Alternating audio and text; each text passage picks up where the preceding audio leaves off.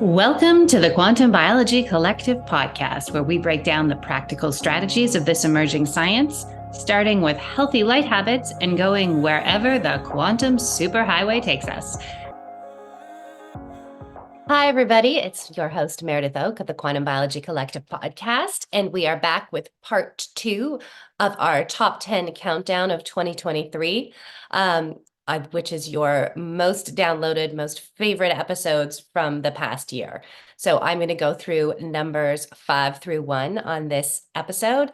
Check out last week's episode for numbers 10 through 6. And if you missed any or you want to go revisit your favorites, all the links are in the show notes.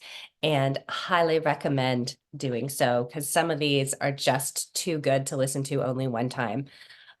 These guests are just fantastic people who have built up such a wealth of knowledge, and then they come on and they share it all with us. How lucky are we? Okay, number 5 is episode number 33 with Robert Jacobs on circadian timed eating and exercising.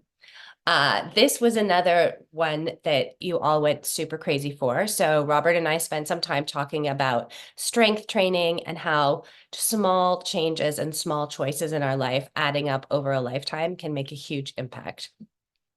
And then we did a deep dive into circadian timed eating. So we talk a lot about light as a circadian input and why it's so important to have the right kind of light at the right time of day, and why the light coming into our eyes and coming into our skin should match up as closely as possible with the light that's happening outside. Ideally, you actually do want to be outside. But for example, you don't want to have a super bright house filled with LED lights on after the sun's gone down when it's dark outside and your house is like noon in June, as Sarah Kleiner says, right? You want to have the light environment that you are sitting in and living in be as close to the natural circadian rhythms as possible. So in addition to that, food is a circadian input. So it also matters what time we eat. And when we eat breakfast in the morning, it's telling us that it's morning. And when we eat late at night, it's messing up signals in the same way that blue light at night is messing up signals. And Robert goes into a whole lot of detail on that. It's really, really interesting. And if you start including circadian timed eating, in addition to having an optimized circadian light environment, I promise you, if you haven't been paying attention to those two things and you start paying attention to them, I mean, I don't want to promise anything. This is just a podcast, but generally speaking, the changes are amazing and they're really good. So check that out, episode number 33. Okay, moving on to number 4 is episode number 35 with Dr. Candace Knight. It's time to go beyond functional medicine. So Dr. Knight has a integrative health practice in Louisiana. She did her undergrad at Yale, then she went to med school.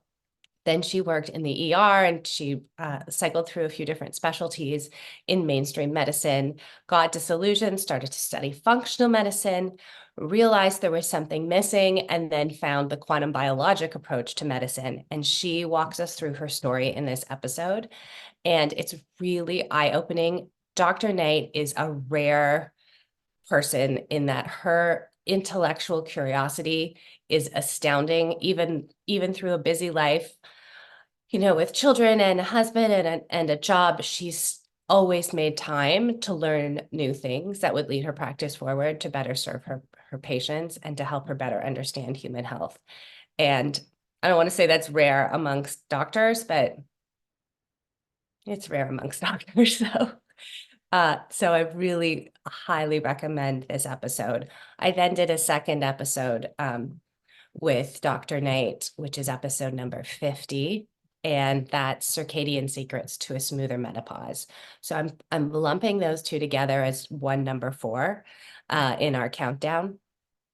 We have 5, 4, 4, because I also really recommend that interview with Dr. Knight as well, even if you're not in a time of life or you're not a woman. There are a lot of interesting things in there that will really help you understand the women in your life, understand what's coming down the road for you, or if you're older, what has already happened, you can understand in hindsight. And Dr. Knight's explanation of how hormones and light work together is very eye-opening, and a real reminder that optimizing our circadian rhythms is just going to set us up to move more smoothly through every life stage. It's not like a cure-all or anything like that, and no one's saying it is, but it's just a foundational piece to be able to have optimized health.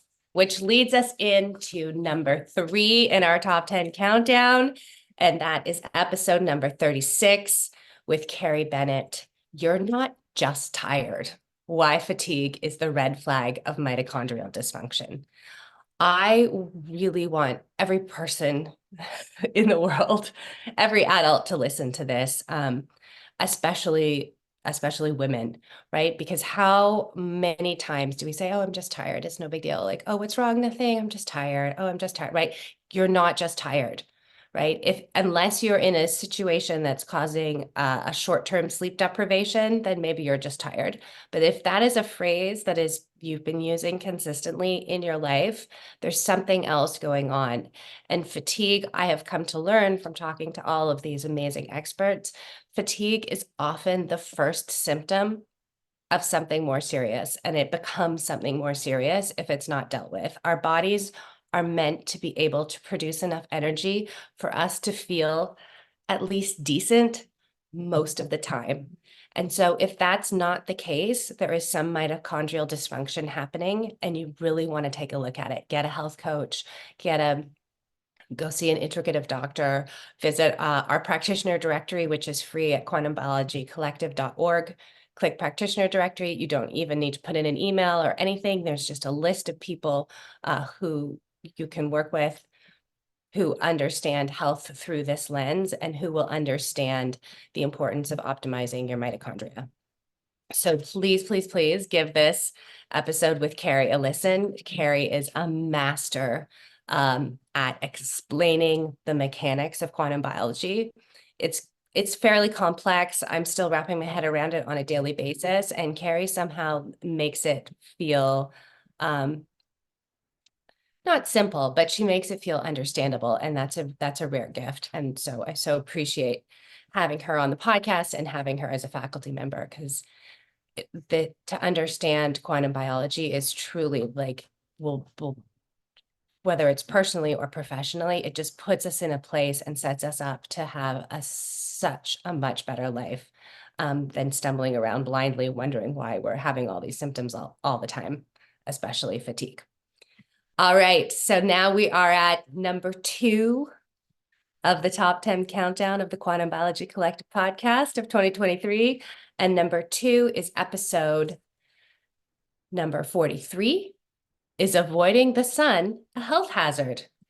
Dr. Leland Stillman on the importance of sunlight to human health and longevity. So, spoiler alert, avoiding the sun is a health hazard. It definitely is. Even since I did this interview, a couple months after this interview, there was an article in The Guardian, which is one of the major newspapers in the UK. And that article talked about the unexpected benefits of sunlight, the unexpected health benefits of going outside in the sun. And there is yet another long-term study that shows people who spend time outside have lower all-cause mortality than people who spend time inside. So there's the Swedish study that Dr. Stillman talks about in this interview. And now there is another study that the Guardian article references, which I will put a link to that article in the show notes. But it came to the same conclusion, which was that no matter your skin tone, no matter where you live, if you spend more time outside, you live longer. You live a longer, healthier life than if you don't. So this is a real mind exploder for people. I've noticed in general on social media and talking to all of our members in the Quantum Biology Collective, people say that for sure the thing they get the most pushback on that makes people the maddest is when they talk about the sun being healthy, and how perhaps our understanding of this link between sun and cancer is not quite accurate.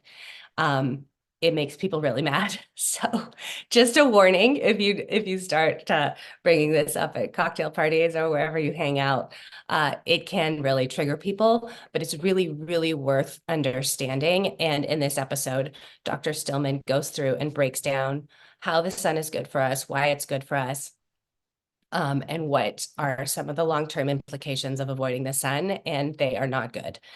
He also talks about how to get sun safely, because we definitely don't want to be sunburned. So he goes into all of that as well. It's not just a free-for-all, like, oh, the sun's good for us, well, let's lie out at noon in Mexico in January. Like, no, you do need to take some precautions. So he goes over that. But generally speaking, the takeaway message is, the sun is healthy. The sun is healthy. The sun is healthy. We need it. We need to be outside.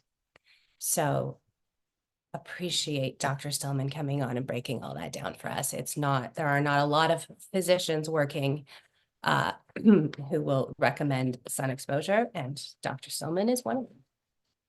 All right, our number one most downloaded episode by a wide margin is episode number 38. Circadian scientist Dr. Martin Moore-Ede explains how artificial light at night leads to diabetes, obesity, and cancer.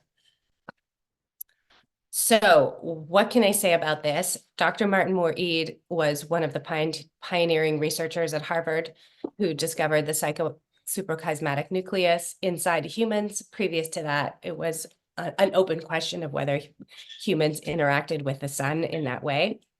He was part of a team that proved that we do have a suprachiasmatic nucleus, that we are circadian organs, where we are circadian organisms, and that light matters. And he has now gone on the record. He has a book out that he's publishing through Substack, which we link to in the show notes, telling all of the reasons why artificial light at night, messing up our circadian system, leads to every kind of bad health outcome that we are seeking to avoid. He's unequivocal, he's clear, he's straightforward, he's very good at explaining this. He worked as a consultant with shift work with organizations and companies that had shift workers for many years. So he's got a very clear message. And I think this is one of the most important episodes on this entire podcast, because he has the authority and the integrity to come forward and bring this message to people. The evidence is there. Everyone has known about it for a really long time. The scientists have all known about it, but it's only just now becoming known to us. And it's really, really important. We are sort of unknowingly harming ourselves by treating lights the way we used to treat, cigarettes or DEET or other chemicals like that before we understood the implications. We're now starting to understand the health implications of light. And episode number 38 is crucial.